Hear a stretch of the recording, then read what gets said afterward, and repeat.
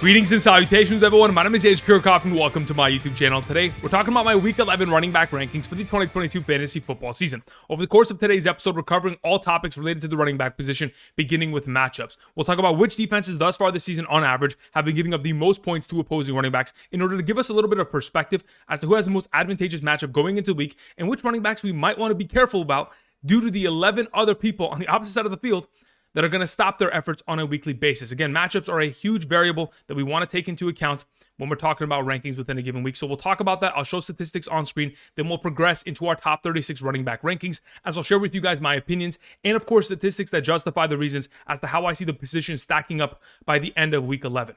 Before we begin, again, even though we have rankings immediately on screen to the right of me, and this is where we're going to go in terms of our path of talking about these players, do not forget rankings are subject to change. As the week progresses, there's going to be so many variables made apparent to us, whether it's new information coming out, whether it's injuries offensively, defensively, that are going to address these rankings. If you're trying to stay up to date on my latest rankings, of course, you can join us Sunday morning from 8 a.m. to 10 a.m. Pacific Standard Time. I have all 4 primary positions ranked on screen in order to help you set your lineups.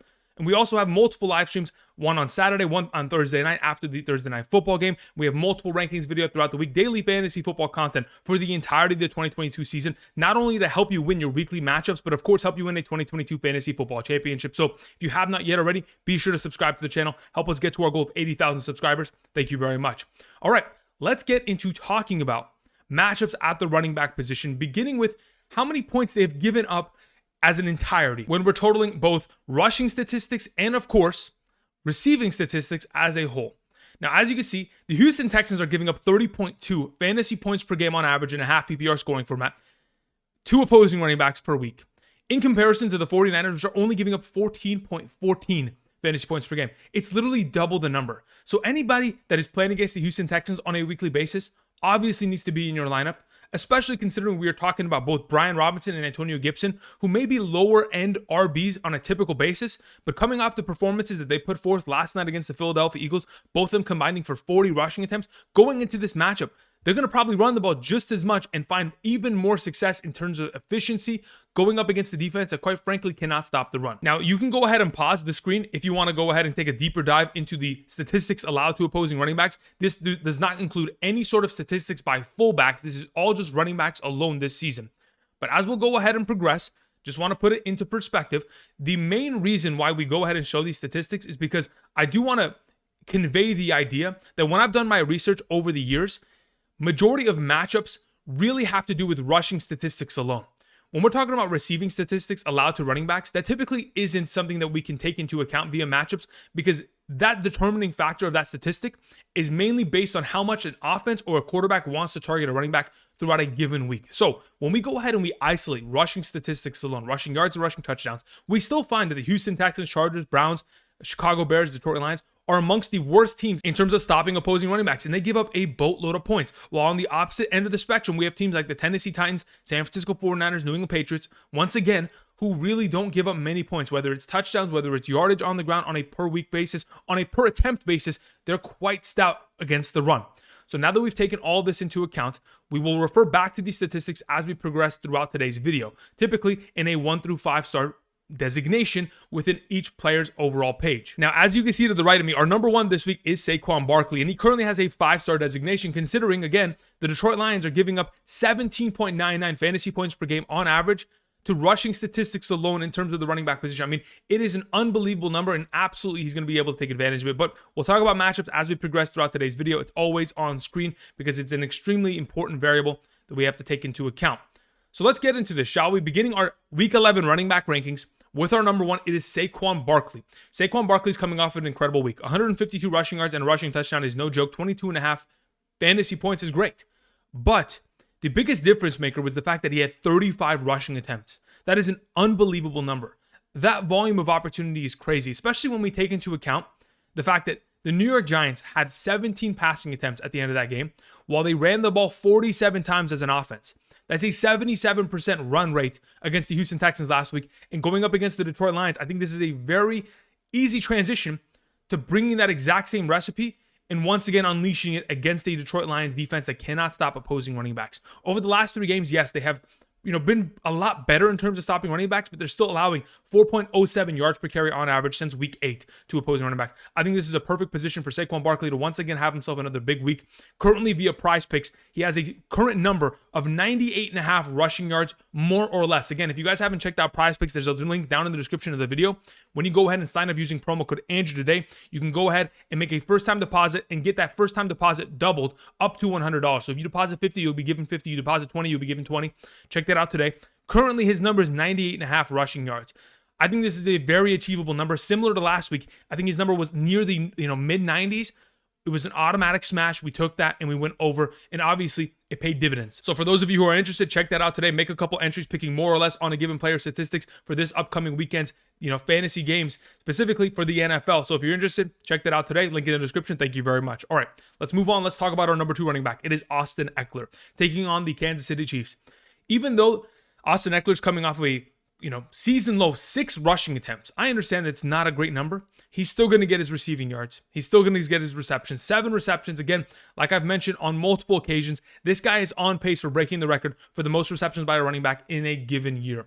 And I don't think he's slowing up. The offense continues to run through him, whether it's on the ground or through the air. The specific thing that I wanted to mention is, of course, the history that Austin Ekeler has had against the Kansas City Chiefs. Of course, they're division rivals, but when you go back to 2018 through 2022, that spectrum of time, 8 games against the Kansas City Chiefs, he's been averaging 16.55 fantasy points per game against them over the course of the last 8 games. Throughout those games, he's averaging 6.4 receptions, 57 receiving yards, and 0.4 receiving touchdowns per game. Now, that obviously bodes well for his current, contribution to this offense. With Keenan Allen, Mike Williams out, going forward, this should be another one of these fantastic performances from Austin Ekeler. If at any point this week via Prize Picks, he has a number where it's like 6.5 receptions, we're obviously going to smash over that, considering how much success he's recently found, and specifically how much success he finds against the Kansas City Chiefs in this current circumstance. Now, of course, the matchup against the 49ers didn't go well, but I do want to mention it also had to do with the fact that there was a time of possession game where the 49ers could not get off the field. They continued to run and they continued to bleed clock. They ran pretty much 37 minutes off the clock, while the Chargers only had the ball for 23 minutes. Definitely a biggest difference maker there, and hopefully we'll be closer against Kansas City. Moving on to Derrick Henry, taking on the Green Bay Packers. Derrick Henry has the privilege of taking them out on Thursday night. It is a short week, I understand that, but we have to take into account the Green Bay Packers cannot stop the run. And even though Derrick Henry's coming off of perhaps one of his most underwhelming performances of the season, after having, 7 consecutive games of over 15 fantasy points, I think he's going to get back on track very easily. He's going up against a defense that is literally allowing 122.8 yards per game to opposing running backs on the ground. That's the 3rd highest number to opposing running backs from a defense this season. So going into this matchup, I think there's a perfect recipe for success. Specifically because when you look at Sunday's game against the Denver Broncos, there was not a single attempt from the Titans inside the 10-yard line. So once you get there against the Green Bay Packers, you're going to find yourself a lot of success via Derrick Henry and his potential rushing touchdown upside, specifically running backs against the Green Bay Packers. Dallas, 27 attempts for 153 yards and a touchdown. Detroit, 30 attempts for 188. Buffalo, 19 attempts for 102. Washington, 31 for 136. And of course, the New York Jets, 26 attempts for 157 and a touchdown. Everybody runs the ball a boatload of times against Green Bay because they can't stop the run. That's purely what it is. Derrick Henry's going to be in a perfect position this week. Moving on, let's talk about Jonathan Taylor. Back into this top 5 conversation because that's where he belongs. Now that we can finally have some confidence as to what this offense is producing, and now that we have Matt Ryan under center, it significantly increases the chances of Jonathan Taylor being a fantasy option that we can trust within a given week. Now, speaking of Matt Ryan, even though he unfortunately yoinked the touchdown from Jonathan Taylor, having a QB sneak on the 1-yard line within, the first quarter, it is unfortunate. Jonathan Taylor could have very easily had 2 touchdowns in that game and over 30 fantasy points. But either way, I think we're in a perfect position for him this week going up against the Philadelphia Eagles, who last night on Monday Night Football obviously took their first loss, but were ran on 40 times for 130 yards and 2 touchdowns from Washington. The week prior, we saw Dameon Pierce, of course, go for 27 attempts, 139 rushing yards. I mean, there have been a lot of performances, most recently against the Philadelphia Eagles, that have exposed their lack of a run-stopping game. If you want to go ahead and beat them, you got to run the ball and you got to keep the ball out of Jalen Hurts' hands. And I think this is going to be one of the main topics that Jeff Saturday focuses on. Now, we did hear him in an interview yesterday with Pat McAfee say that Taylor, touches matters to him. He wants the ball. He wants to get into a rhythm as the game progresses. And if they're going to get him into a rhythm behind an offensive line that has gotten themselves on the right track, he's in a perfect position to have a breakout game here again. Moving on to Christian McCaffrey on number 5. Christian McCaffrey, I understand when we're talking about like quarterbacks stealing touchdowns, in specific with Jonathan Taylor and Matt Ryan, there was a very similar situation here with Jimmy G taking a QB sneak and scoring a touchdown while, Christian McCaffrey's in that game. He could have had himself a second touchdown. And the fact that he is in the game for goal line attempts is very good for his fantasy value going forward. That being said, when we talk about this backfield, Elijah Mitchell coming out with 18 rushing attempts, Deebo Samuel with 4 rushing attempts, and of course Jimmy G with 1 on that QB sneak for a touchdown, that is certainly going to impact his overall value. That all being said, I still believe that Christian McCaffrey getting a lot of work in the receiving game, getting a good amount of rushing attempts. He doesn't need 20 rushing attempts. If he can get himself 14 to 17 a week and be a little bit more efficient than he was last week, he's obviously going to be in that consistent 17 to 20 plus fantasy point per week contribution. I'm not worried about Elijah Mitchell. This offense continues to want to use multiple running backs. They've done that throughout their entire history with Kyle Shanahan. They're not slowing down, and I don't think Christian McCaffrey is either. Moving on to Nick Chubb, taking on the Buffalo Bills. I understand it's a tougher matchup, but as of late, quite frankly, anybody's been able to run against this team. I mean, we just saw a couple weeks back, Green Bay go for 197 yards on them on the ground. The New York Jets, 141 and a touchdown. And most recently, of course, Dalvin Cook and Alexander Mattison combined for 130 and a touchdown. There's a lot of potential here, especially considering the fact that Kareem Hunt, over the last couple weeks, weeks 6 through 10, has only been averaging 6.25 rushing attempts per game. Most recently, in 3 of those 4 games, 4 attempts, 5 attempts, 6 attempts, and the other one was 10 attempts. But to be honest, if he's going to be limited in the rushing game and they're going to continue to give attempts in the direction of Nick Chubb, who honestly has more upside with those given attempts in an offense that, of course, loves to run the ball, I think they're in a fantastic position this week, going up against a defense that, as of late, really cannot stop the run against an offense that, as of this moment in time, are one of the best in the league. Moving on to Josh Jacobs. This week he takes on the Denver Broncos. Since he has joined the NFL and was drafted to the Raiders since 2019, when playing against the Denver Broncos, he's averaging 21.65 fantasy points per game. I mean, that is an unbelievable number. Just to give you a little bit more of an insight as to how well he's played against Denver, in the last 6 games against Denver, he has totaled 80 yards in every single one of them. In fact, he's totaled 100 yards in 4 out of the last 6 games against Denver. He's put up 2 or more rushing touchdowns in 4 out of the last 6 games against Denver. And earlier this season, week 4, 2022, he put up 32 fantasy points against them with over 140 rushing yards and multiple touchdowns. I think this is another one of these games in which he has a huge impact on the ground, helps his Raiders team. And with Waller and Renfrow out, I think there's more of a conscious effort to get him more utilized within the receiving game. There's obviously more Amir Abdullah as we've kind of progressed in the last couple of weeks, but he's still getting himself a lot of receptions. 8 targets, 6 catches is no joke for Josh Jacobs' overall baseline of fantasy production. Moving on to Joe Mixon at number 8. Takes on the Pittsburgh Steelers. Earlier this season, when he took on the Pittsburgh Steelers, put up a great game of 18 fantasy points. Overall, these are fantastic numbers. But in that contest, 27 rushing attempts, 7 receptions. It was a big game in which he had to go ahead and get a bunch of touches so they can get back into the game, because Joe Burrow in that week 1 matchup against the Pittsburgh Steelers literally threw 4 interceptions and fumbled the ball once, and it was a lost fumble. 5 turnovers in that game. I think there's a completely different team that we're going to witness this week against Pittsburgh Steelers than we saw in week 1, mainly because they're coming off of a bye. And the last time we saw Joe Mixon, obviously it was a 53.1 fantasy point contribution. A couple statistics I wanted to go ahead and refer to. When I went back over the last couple years and seen running back performances in a half PPR that were even close to that 53.1 fantasy points, Jonathan Taylor in 2021 had 51 fantasy points. Kamara had 54 fantasy points in 2020. And in 2019, Aaron Jones had 45.7 fantasy points.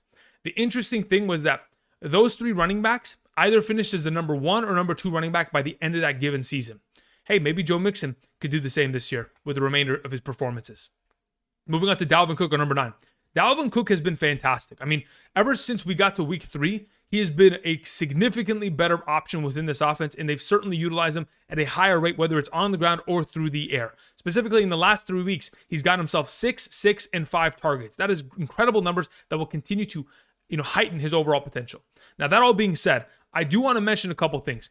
Before the home run rushing attempt, in which he had an 81-yard rushing touchdown against the Buffalo Bills, he was 7 attempts for 18 yards, which is certainly concerning, but this isn't the first time we have seen Dalvin Cook deal with this kind of a situation. You go back to the Miami Dolphins game. Prior to his home run, 53-yard rushing touchdown, he was 10 attempts for 23 yards. there is a lot of hyper inefficiency from Dalvin Cook until he hits a home run ball.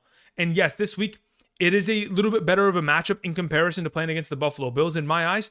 But to be totally honest, we're probably in a situation where if Dalvin Cook doesn't have a goal line rushing attempt, he's going to need a home run ball to make his given week, because the receiving game hasn't been as beneficial for him. Obviously, could have scored a receiving touchdown, wasn't able to do that against Buffalo. Unfortunately, dropped that pass.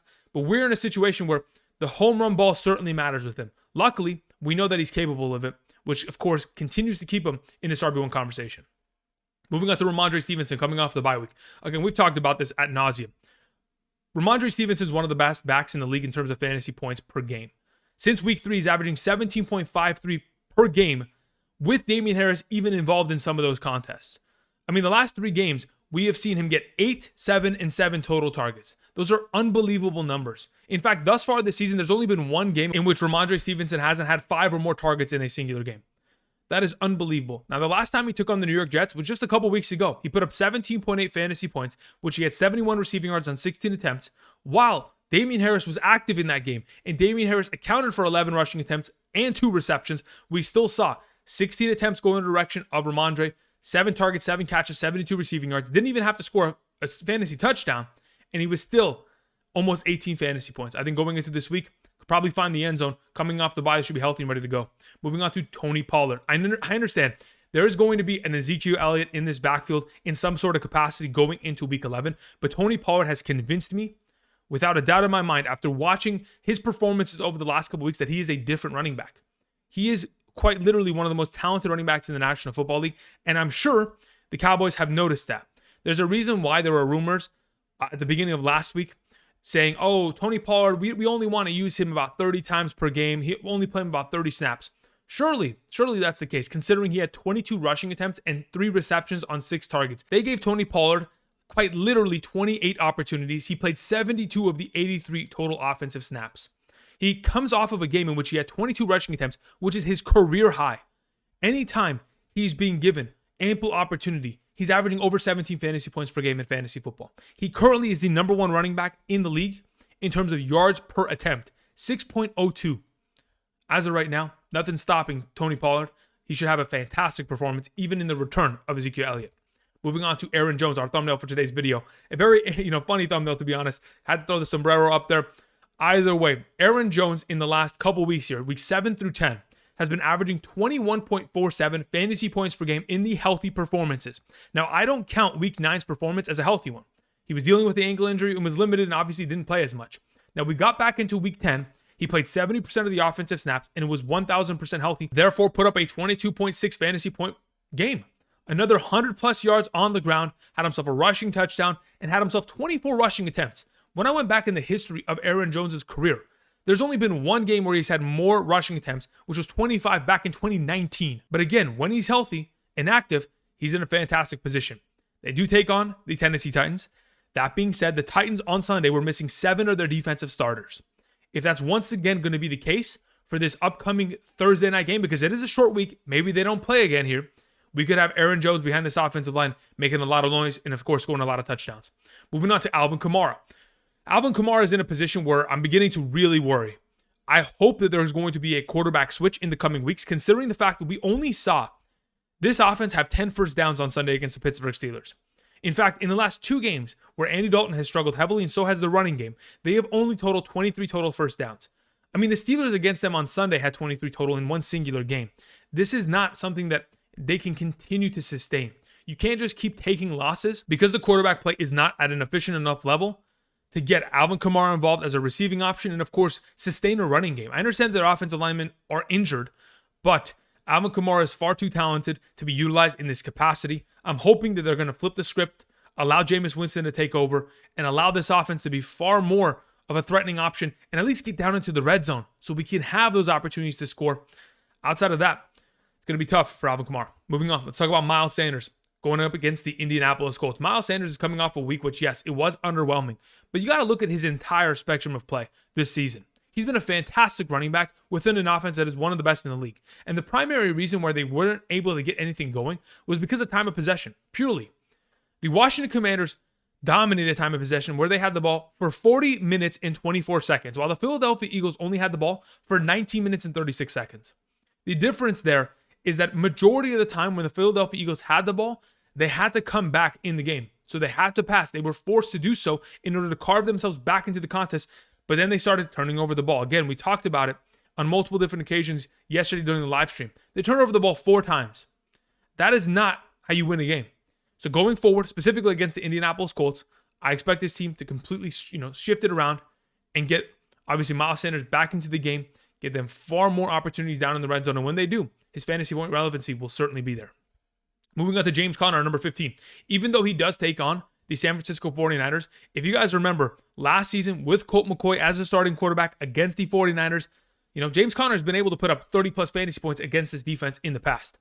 And if Colt McCoy is going to be the starting quarterback again, I don't think this is a bad problem at all. I think this is actually a position in which they could come out with another victory here. Now, with all that being taken into account, I do want to mention the fact that Eno Benjamin earlier today from this backfield was cut. Now, that may mean that Darrell Williams is back from the injured reserve and ready to go, but if he's not, they're pretty much just committing to James Conner as their primary RB1 for the remainder of the season. Coming off of a game of 96% of the snaps played offensively, 21 rushing attempts, 3 targets, 3 catches, 24 total touches, 2 rushing touchdowns. This is the James Conner of old. This is the James Conner of last season. And if we're back to that position, by all means, he's an automatic start every single week. Moving on to D'Onta Foreman, taking on the Baltimore Ravens. And quite frankly, this is a tough matchup.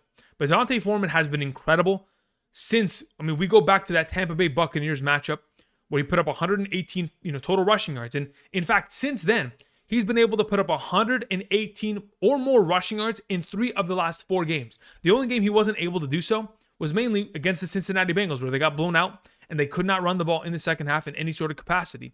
And quite frankly, he was benched in the 4th quarter, and Blackshear, the backup running back, had himself a rushing touchdown, pretty much yoinked it there. Either way, I believe that Foreman is going to be in a position where they're going to ask him to run the ball for majority of the game against the Baltimore Ravens, mainly because Baker Mayfield is going to be the starting quarterback. And yes, Baker Mayfield has a familiarity with that defense, considering he played in the AFC North for many years. And going up against the Baltimore Ravens may not be as difficult for him as other quarterbacks with less experience against him. But this all being said, they want to keep the ball out of Baker's hands, most likely. They're going to run the ball a lot, and when they do so, D'Onta Foreman has shown that whoever he's playing against, it does not matter. He's going to roll through their defense, rumble, bumble, stumble, make some people miss, run some people over, and find some fantasy relevancy for us.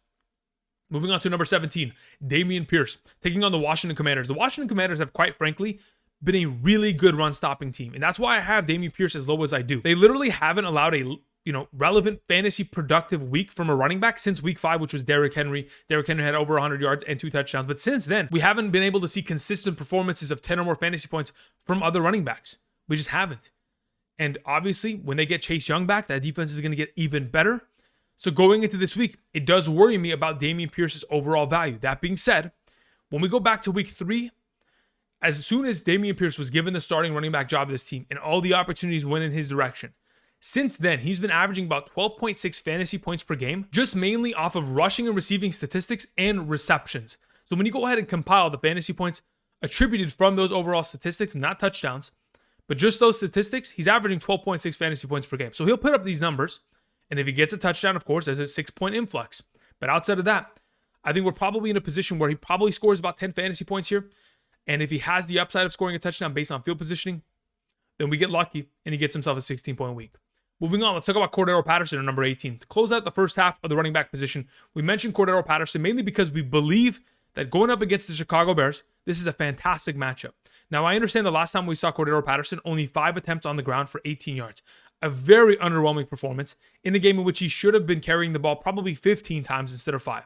But it was a short week, and they didn't want to run him into the ground after just 4 days prior to that playing against the Los Angeles Chargers, which was the first game back off the injured reserve for him. So if in fact they wanted to go with a limited usage of him because of those reasons and gave more opportunities to Caleb Huntley, of course, gave more opportunities to Avery Williams, guys that typically, even prior to the return of Cordarrelle Patterson, weren't utilized, it makes me think that Arthur Smith made a conscious effort to get all these running backs involved so that none of them were getting injured. So going into this week, Cordarrelle Patterson should be the number 1 of this team. He should certainly see himself upwards of 12 rushing attempts, and when given those opportunities, we know for a fact he's been one of the more efficient running backs on the ground this season, and of course, always will have ability through the air. He lined up in the slot and out wide about 6 total times against the Carolina Panthers. If we get him more utilization there, maybe he can make another play. But either way, from the ground alone, he's in a fantastic 5-star matchup. Moving on, let's talk about our number 19 through 36 running backs going into week 11. Of course, as you can see on screen, these are the running backs that we are about to speak very highly about. Again, some of them are in advantageous positions, while others will be in more, questionable positions. For example, we don't know what DeAndre Swift is going to look like. We don't know what Ezekiel Elliott is going to look like. Are they even healthy? What about Gus Edwards, the health of him? We will refer to these players, of course, talk about them, giving you guys my opinions and statistics in just a moment. Do not forget, if you made it thus far in the video, be sure to click the like button down below. Certainly helps the channel out a lot. And if you haven't yet already, be sure to subscribe for more fantasy content on a daily basis. Thank you very much. All right, let's talk about our number 19, David Montgomery. Earlier today, Khalil Herbert had been confirmed to be placed on the injured reserve. We talked about it yesterday. He sustained a hip injury. Obviously, it's significant enough to where Khalil Herbert will not be in this backfield for the next 4 weeks. That being said, even though David Montgomery getting himself the full reign of this backfield is fantastic, I love to see it. I would trade for him right now if I had the ability to do so. That's why I'm telling you guys at this moment, if you have the ability to do so, trade for him now. But the fact of the matter is, Justin Fields is siphoning value purely. In the last couple weeks here, we have seen Justin Fields have 4 rushing attempts from inside the 5-yard line. Unbelievable number, and it is brutal. That being said, there's also the fact that Justin Fields, over the last 4 games here, has had himself 204 rushing yards off of scrambles and 263 rushing yards off of designed runs. They're designing runs for him. They're getting him involved at a capacity in which it is definitely going to impact David Montgomery. That all being said, you'll go against the Atlanta Falcons, and we just saw Dante Foreman on consecutive weeks against that defense go for over 100 yards and score a touchdown. Why not David Montgomery? I'm hoping for the best within this offense. Moving on to Jamaal Williams. Speaking of a primary back with an injured backup to an extent, we talk about Jamaal Williams in the sense that even if, in fact, we get into a position where DeAndre Swift is not limited this week, let's say, for example, that's the case, I still believe Jamaal Williams has value in this offense. He probably is still going to retain the goal line rushing role. He has 10 rushing touchdowns this year, guys. He's not going anywhere. They know that he is a efficient part of this offense, especially when they get down into that territory. And even if he's getting himself, 10 rushing attempts only, he's still going to be a running back, specifically up against this matchup against the New York Giants. I mean, most recently, we've seen a lot of running backs find success against the Giants. We go back a couple weeks, Kenyon Drake, 119 yards and a touchdown. Travis Etienne, 114 yards and a touchdown. Kenneth Walker, 51 on the ground for a touchdown. And then just most recently this last week, even though Dameon Pierce wasn't able to find a touchdown, still got himself 94 rushing yards and 28 receiving yards in that contest. There's a lot of potential success to be had here. So if Jamaal Williams continues to be the primary one and Swift is limited, we're in a fantastic position to start him up again. Moving on to Brian Robinson Jr. taking on the Houston Texans. We mentioned this. The Houston Texans are giving up 24.3 fantasy points per game to opposing running backs on a per week basis in terms of rushing statistics alone. When we're talking about Brian Robinson coming off of a week in which he had a career high 26 rushing attempts and had himself another rushing touchdown the first time in 5 weeks, it's a perfect position to succeed, especially considering this defense is allowing 156.33 yards per game to opposing running backs on the ground. That's number 1 amongst all teams. Most recently, Saquon, 152 and a touchdown. Sanders, 93 and a touchdown. Henry, 219 and 2 touchdowns. Josh Jacobs, 143 and 3 touchdowns. Even though Brian Robinson is only averaging 2.2 yards before contact per attempt, and his offensive line is, letting him down in some capacities, I still believe this is a situation where we kind of have to start him and hope that the Washington Commanders continue to run the ball at a similar capacity as they did last night. Moving on to Devin Singletary taking on the Cleveland Browns. Even though Devin Singletary is coming off of a great week, he's still not that guy. And what I mean by that guy is he's not going to be someone that, just because they're playing the Cleveland Browns, he's going to be given 20 rushing attempts. He's not built for that.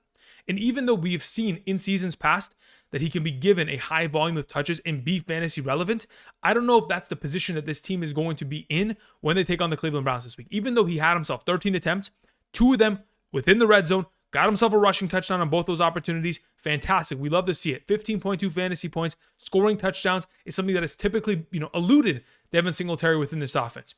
That all being stated, it's a matter of red zone opportunity. If he's going to get down into the red zone and be given the opportunity, perfect. No problem. He'll score. With Nyheim Hines literally being a non-factor in this offense, and the fact that we've seen most recently Jeff Wilson, 119 yards and a touchdown, while Mostert in that same game, 65 yards and a touchdown. We saw Gus Edwards, as soon as he came off the IR, 66 yards, 2 touchdowns against his defense. Stevenson, 76 rushing yards and 2 touchdowns. Everybody scores touchdowns against his defense. So why not Devin Singletary within this offense, who may continue to lean upon the running game with, Josh Allen's recent struggles in the passing game as of late. Let's move on to Antonio Gibson, the other half of the Washington Commanders backfield. Antonio Gibson's in a position to where he's probably in that same conversation. We just mentioned it just moments ago. We saw Saquon go for 150 yards and a touchdown this last week. Henry, a couple weeks back, over 200 yards and 2 touchdowns. Of course, Josh Jacobs, 140 yards and 3 touchdowns. Sanders and Gainwell in that game both scored a touchdown. These defenses cannot stop the run. I believe that Antonio Gibson's continual usage, not only on the ground but through the air, sets him up for a fantastic week here as a top 24 option. Currently, the Houston Texans are allowing 1.44 touchdowns per game to opposing running backs on the ground alone. That's the highest rate amongst all teams in the National Football League. He's an automatic start due to the matchup and the amount of opportunity he's recently seen in this offense.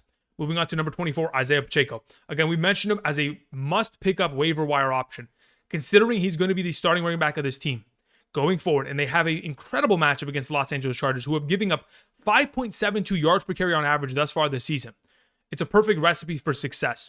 Coming off of a week in which he had 16 rushing attempts and 82 rushing yards, a 5.13 yard per carry average. And despite the fact that he fumbled the ball, if he had not fumbled the ball in that game, he'd had an even better performance. But he fumbled anyway and wasn't replaced by Clyde Edwards-Helaire or Jerick McKinnon in the running game. Isiah Pacheco, perfect position to succeed this week in a fantastic matchup. Moving on to DeAndre Swift. Now, when we get into this RB3 conversation, we typically talk about players that we're not 100% certain of. We don't know what their potential is going to be within this given week. But what I can expect to see from DeAndre Swift is another week of limited capacity.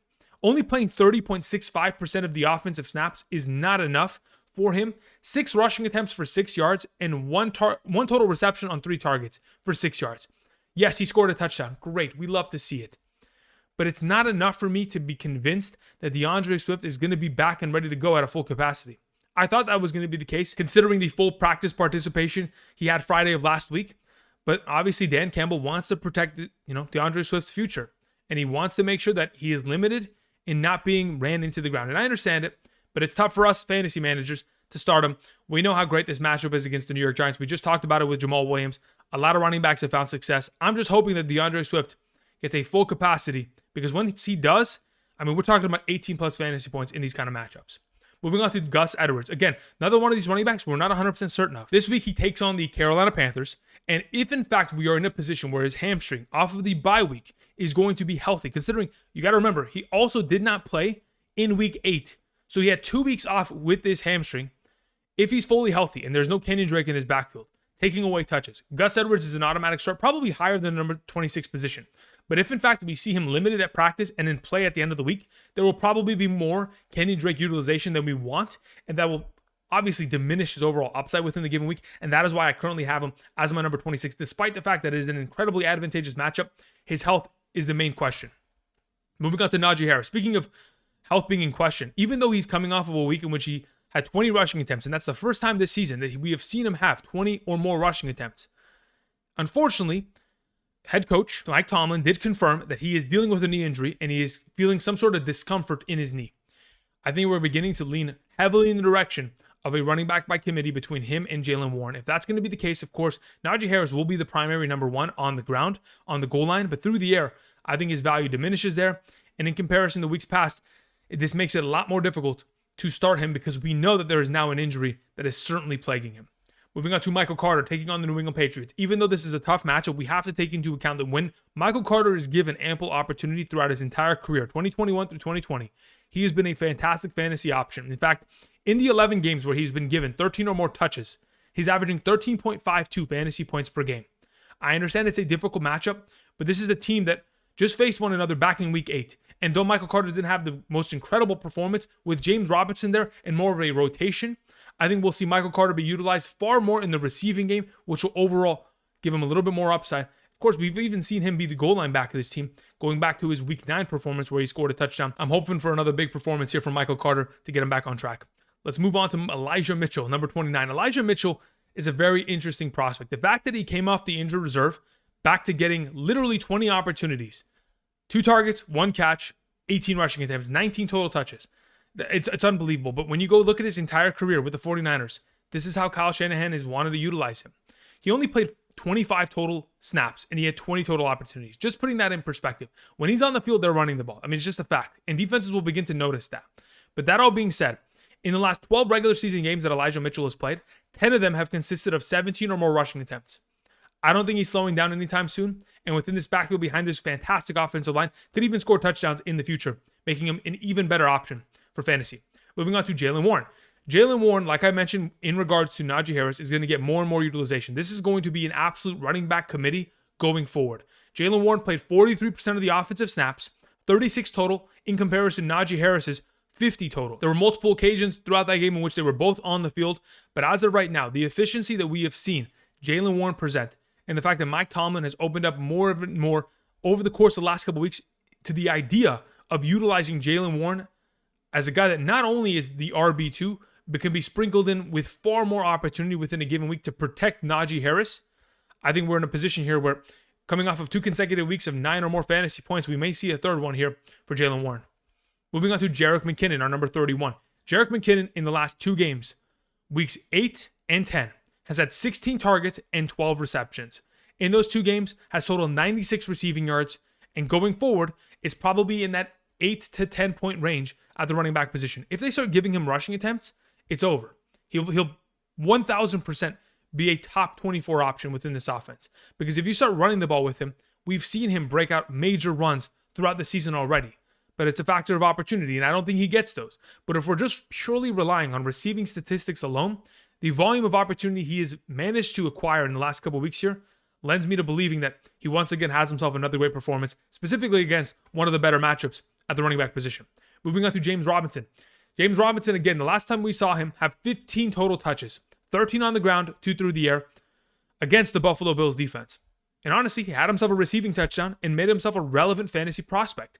That being said, going up against the New England Patriots is not easy. It is one of the tougher matchups at the position, and I do expect him to be utilized at a high enough capacity because they definitely want to run the ball first within this offense to where it will give him enough fantasy baseline of value with the given touches that he has, that a touchdown is all he needs to be in that top 24 conversation. It's just a matter of whether or not he or Michael Carter are able to acquire that. I think there's a chance that both of them score touchdowns, but it's unlikely considering the matchup and the fact that the New England Patriots really haven't given up touchdowns all season long to opposing running backs. Moving on to Darrell Henderson taking on the Saints. Unfortunately, the Rams offense is going to be a shell of itself. Matthew Stafford is still in the concussion protocol, and Cooper Kupp is now on the injured reserve. I don't even care if Matthew Stafford's active. The running game has not been something that they can rely upon within this offense. And I think that the fact that there's no more Cooper Kupp means that they cannot get first downs any longer within this offense. Unless Sean McVay goes back to the drawing board and recreates a new offense as a whole, I think they're going to be in a lot of trouble. And even though this is an advantageous matchup going against the Saints, who really cannot stop anybody on the ground, I'm worried for Darrell Henderson's overall value in any sort of running back within this offense. Moving on to Ezekiel Elliott. I'm not 100% certain as to whether or not he's going to play. But even if we see him back in a limited role, maybe he's in a full capacity role where he's fully healthy and they have no limitations on him. I don't expect him to get many touches. I do expect him to be the third down pass blocking back. I do expect him to get a couple rushing attempts here and there. Maybe he gets a goal line carry here or there. But ultimately, this is Tony Pollard's backfield in my mind. Tony Pollard is far more impactful to the overall offense than Ezekiel Elliott is. And though Ezekiel Elliott will be the better pass blocking back, that's pretty much where he outshines Tony Pollard. That's it. Outside of that role, it's all Pollard all the way for the remainder of the season. Moving on to Melvin Gordon. I don't know what to do with this backfield. Latavius Murray had himself 12 total touches on Sunday. We saw Chase Edmonds have himself 3 total touches, and Melvin Gordon had himself 11 total touches. Now, Melvin Gordon did have himself 6 targets, 4 receptions for 46 receiving yards, and if the receiving game is going to continue to be added onto his scoreline, that's the biggest differential. But going up against the Las Vegas Raiders, don't know who to trust in this backfield, but for right now, we'll go ahead and lean towards the guy that plays the most snaps, sees the most opportunity, specifically in the receiving game, which overall helps his fantasy point contributions. Moving on to our final option, it is Tyler Allgeier. Even though Tyler Allgeier is coming off of a week in which he only had 8 rushing attempts, he still led the backfield in rushing attempts total. Even with Cordarrelle Patterson there, even with Caleb Huntley and Avery getting themselves more touches in that given week. That all being mentioned, I expect Tyler Allgeier to get back into his role of getting himself 10 to 12 rushing attempts per game, going up against the Chicago Bears this week, should be a perfect position, even though it's a running back by committee, for him to get enough yardage and or receptions to be relevant. I don't expect him to score touchdowns. Therefore, it's all about the yardage with him this week. All right, that's going to cover it for me. Those are my Week 11 running back rankings. Thank you, everybody, for watching. If you guys have not yet already, be sure to subscribe to the channel, click the like button down below, and of course, check out PrizePicks. Use promo code Andrew today when you make a first-time deposit. You'll be given a first-time deposit match up to $100 when using promo code Andrew. You can make some entries picking more or less on a given player statistic for this upcoming Thursday's game between the Tennessee Titans and, of course, Green Bay Packers, and or for the rest of the slate of NBA games. Of course, we have hockey, MMA, all that kind of stuff. Check that out today. Link down in the description. Tomorrow, we'll talk about the wide receiver position. And until next time, guys, thank you, everybody, for watching, and I'll see you guys. Peace.